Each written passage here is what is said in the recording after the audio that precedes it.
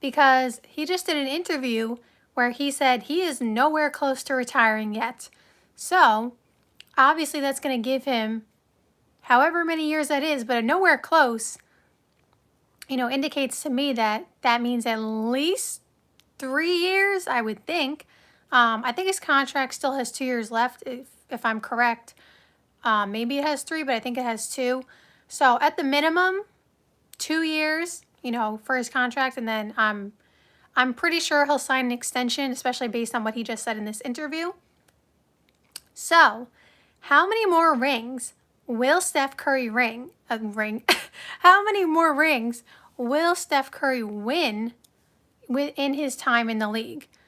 Because, again, if he's not retiring anytime soon, and he doesn't seem to be slowing down anytime soon, he's obviously going to have multiple chances at winning a ring. And the Warriors organization seems committed to figuring out how to, keep building a championship contender around Steph Curry. And rightfully so, because Steph Curry is, that guy and that good and that important to that franchise. Like, I think people know, obviously, because, Steph Curry is that, their guy, their franchise guy, forever. But I feel like it's been so long of Steph Curry and obviously the Warriors, dominance, that I feel like people forget prior to this, they were not necessarily looked at the same way they're looked at now. They are valued. The Lakers sold for $10 billion, so now it's a little bit different because we don't know what the Warriors or what the Knicks would actually sell for if they were sold. Because obviously those two franchises, one, again, with Steph Curry, and then the Knicks are always going to, be a valuable franchise. But before the Lakers sold, the report came out that the Warriors were the most valuable franchise in the entire league, over the Lakers, over the Knicks. So that just shows you, partially how valuable Steph Curry is to them. So the reason I'm saying that is they're obviously going to, take every chance they can to build a championship contender around Steph Curry.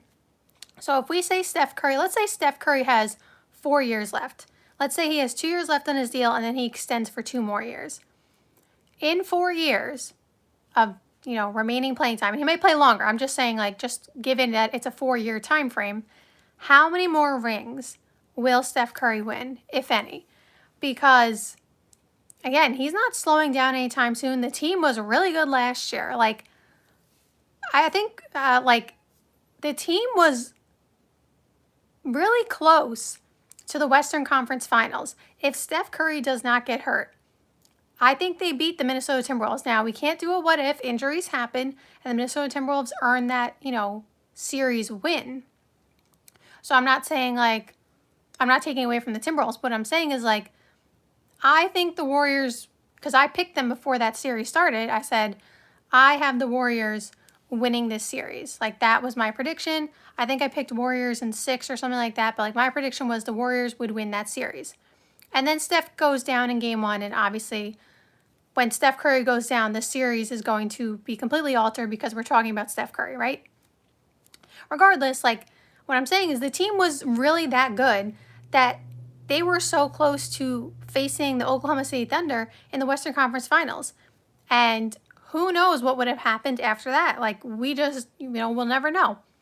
But the team, the second half of the season with Jimmy Butler, off the charts. They were the number 1 defensive team. They were just getting it done on every way. Every way you want to get it done, they were getting the wins. They were winning. I don't think they ended up with the best record in the second half of the season, but there was a portion of time where it was after the Jimmy trade, the Jimmy era, they were 22-2, something like that. They literally only lost 2 games or something. Because I remember 2 of those games, Steph sat out because he got hurt or something. And I think Jimmy sat out a couple of games also. So the games where everybody played, there was a part of the time where they were 22-2 or 16-2, something where it was really significant. And again, they had this incredible defense after Jimmy got there. The whole team really changed. And so I say all that to say, if this team is returning next year, as we expect them, to, like Steph Curry is healthy, Draymond's healthy, Jimmy's healthy, Brandon Pajemski got another year of experience, so he should be, another year better. Moses Moody got more experience, should be better. Obviously, they're still trying to figure out the Jonathan Kuminga situation, but so that's going to be a big piece to, see what's going to happen there and how the roster will be constructed. So that is definitely something that, they are looking for and trying to figure out. So like definitely keep that in mind, because that could be roster changing depending on if he stays or if they trade him, because Jonathan Kuminga, does have value around the league. So like that could be a roster changing trade depending on, what happens. But again, if he stays, Jonathan Kuminga, if you watch this page, I think he has, perennial all-star written all over him. Like, I think he's that talented. And I've been saying that for years. So I think either way, you're getting a talented player, right? But besides that, they are still, linked, and reportedly they're going to get DeAnthony Melton and Al Horford at some point in free agency. I think the Jonathan Kuminga thing is kind of what's holding that up. But if you add Al Horford and DeAnthony Melton to the roster that they had last year, I feel like it definitely makes them better, because those are two really quality players. Al Horford, I know he's like 40. I get it. But you see him on the Celtics even at 39, 40. He's still effective. Now, he's not going to play 40 minutes, but he's still effective and still, honestly, a really good defender. Like, I'm not saying that I expected him when he got to 40 years old to be a bad defender, but like, I feel like he's an even better defender than I even expected him to be at this point in his career. Like, I think it's incredible how well he could still play defense at a really high level and for like a large portion of the time. Like, I'm not talking about he, guards somebody for one play and then he just, takes off on defense for the rest of his time on the floor. Like, he will consistently guard really well at 40. So shout out to Al Horford for that. So those two additions, and then again, the Jonathan Kuminga thing is a big piece, but like one way or another, they're going to have a good player, whether it's Kuminga or someone who they trade Kuminga for, or maybe two players. It, I guess, depends on how the deal goes. So I say all that to say, there's no reason for me to not believe that the Warriors won't be better this year with more team chemistry and stuff like that. And also that that they won't get to the NBA Finals. Like, I picked the Warriors to go to the NBA Finals this past year. That obviously, again, didn't happen because Steph Curry got hurt and stuff like that. And OKC was incredible. And so, again, I don't know what would have happened, but I picked the Warriors to come out of the West this past season. Because to me, it felt like they had the perfect combination of some really good, young up-and-coming players in, Brandon Pajemski and Moses Moody. And then obviously Jonathan Kuminga got hurt, for the second half of the year, but he still is really talented. And you saw what he did in the Minnesota series. And then I thought they had the good mix of the superstar talent, of course, in Steph Curry, and, the stars and the veteran leadership and the defense and Jimmy Butler and Draymond Green and all that stuff. And so I felt like there was a really good mix and it was clearly working. And, Jimmy and Buddy Hield, their relationship is obviously, if you ever watched or if you haven't watched their post games together, you should go watch their post games because it's very entertaining. So I just feel like the team last year, I personally thought, had a chance to go to the finals. My second choice out of the West was OKC, which ended up happening. And it makes sense because, again, they were really that good. I'm just saying, if the Warriors did get to the Western Conference Finals, I don't know what would have happened. Because if my memory serves me correct, the Warriors and regular season, I always say, like, I don't take the matchups, like, too seriously, in the sense of, like, if a team wins the season series, that doesn't mean they're going to win in the playoffs, because we've seen it happen time and time again where it's not, it's not the case. But I do think the Warriors beat OKC 3-1. You have to look that up, though. Correct me if I'm wrong.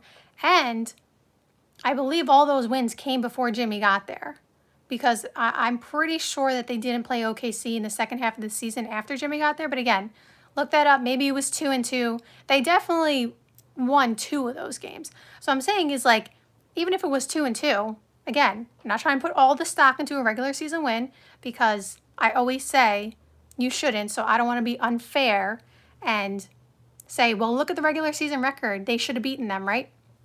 I'm just saying, like, you can get small inklings, from what you see in the regular season in these matchups.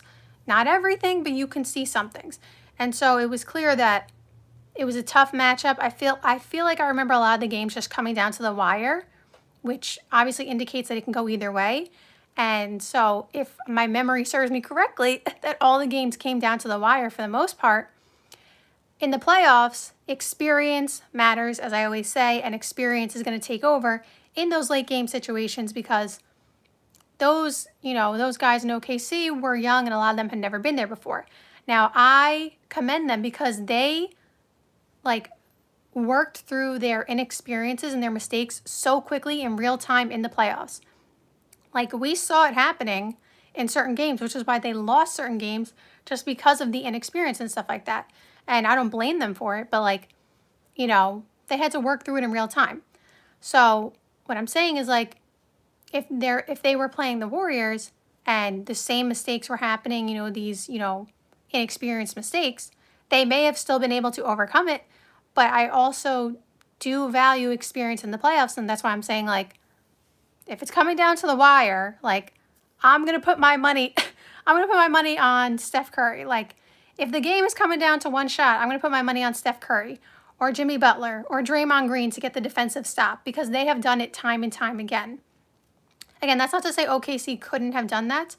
They had a super deep team, talent everywhere. I'm just saying, if I was to have to make a decision and you're telling me it's a one-possession game, I'll probably lean the Warriors. This is, again, before OKC won the championship, too. Now that OKC won, they are going to have way more confidence and experience and stuff like that. You don't know what you don't know. So I say all that to say, I thought the Warriors could have won the West last year. And so, to me, they're going to make some kind of moves that make the roster better. I don't see why the Warriors can't come out of the West this year. Now, the West is loaded, as it has been, and it just seems to be getting tougher and tougher. And so I don't have my predictions on who I think is, coming out of the West or the East yet and stuff like that. But I definitely think they are in contention.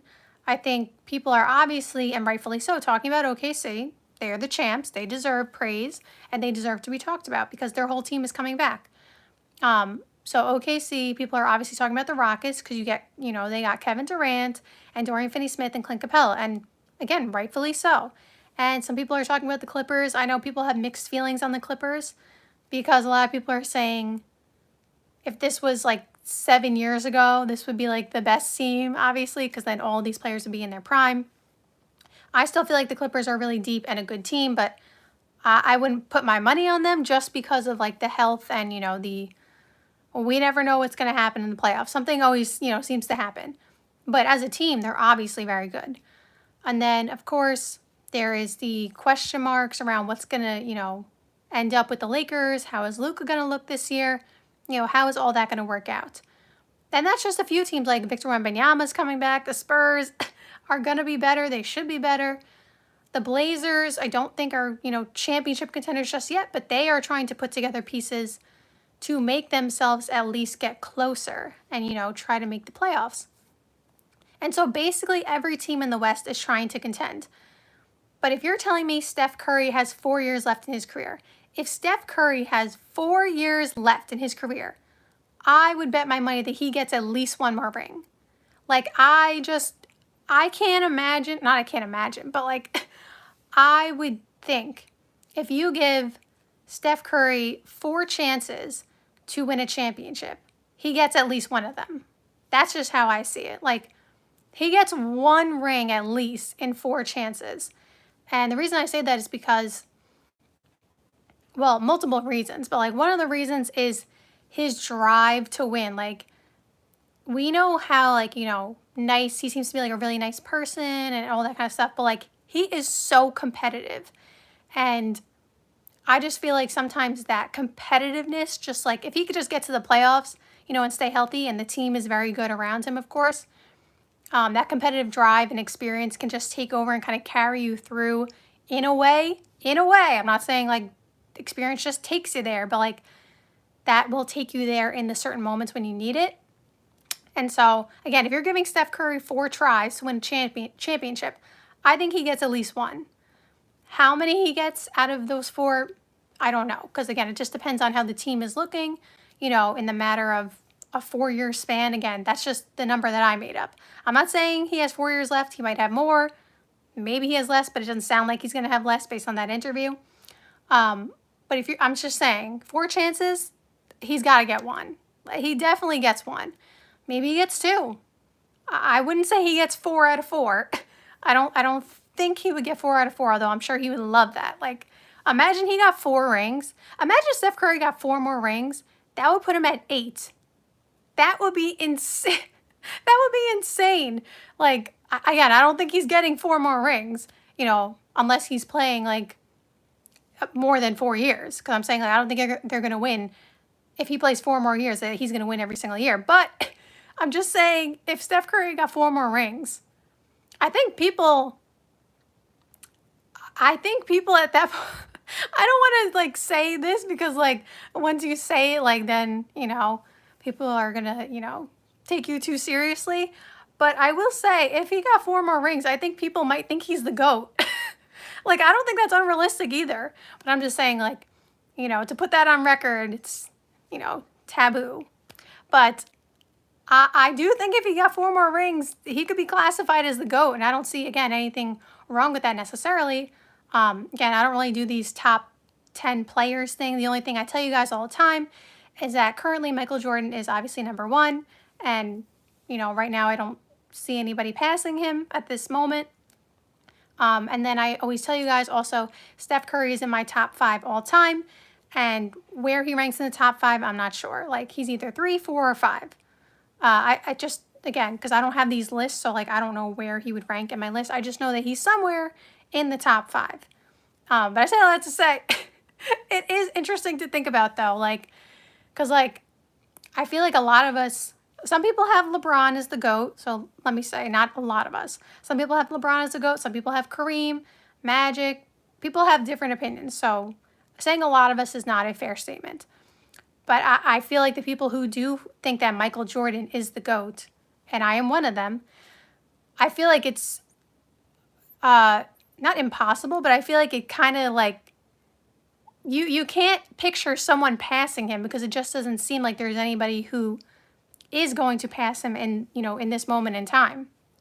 Because like, if you have, Jordan as number 1, what player coming up besides, like I said, Steph Curry and LeBron, those 2 players.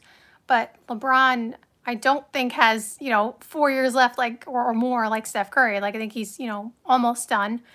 But besides Steph Curry, there's not really any current players in the top 10.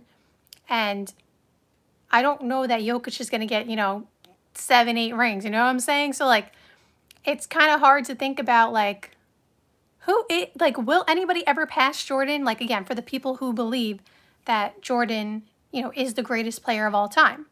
And I guess it's the same way for people who believe LeBron is the greatest player of all time. Like, people who think that are probably like, I can't see anybody passing LeBron. And it's the same the way they feel about, Magic and Kareem and anybody else. Whoever is your, greatest player of all time, it is kind of like crazy and like impossible to think about who is, if anybody, passing your GOAT. So thank you guys so much for watching this live stream. I hope you enjoyed, and see you soon.